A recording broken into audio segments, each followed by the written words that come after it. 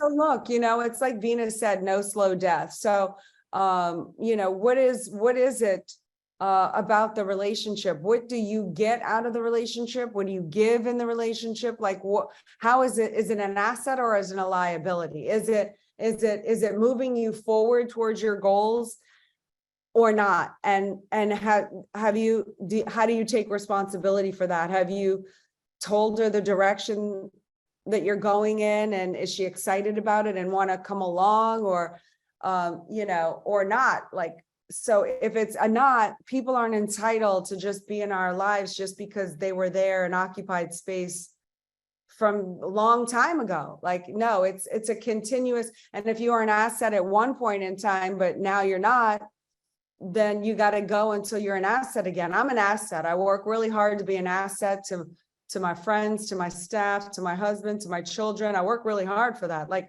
so like in the mutual agreement is I want people who are mutually contributing to me and my life and to myself as well. So, if they're not willing or they're anti my principles and my core values, that's one of the things, as you adjust along the way and you start getting really clear as to who you are, like, I'm empowering women, I'm trying to restore the family unit and protecting children. Well, there's some people out there that are gonna, they might not be for that.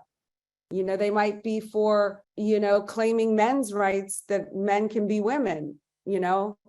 I'm not saying anyone should be treated unfairly, but when they're going to try to start competing in women's sports and beating us out of our things in college scholarships, and coming into our prisons and raping our women and impregnating two of them, this already happened. I'm not making this stuff up. So when you get into values, if the friend is like, oh no, men can be women and claim they're women and take our spots, chances are we're going to have a conflict.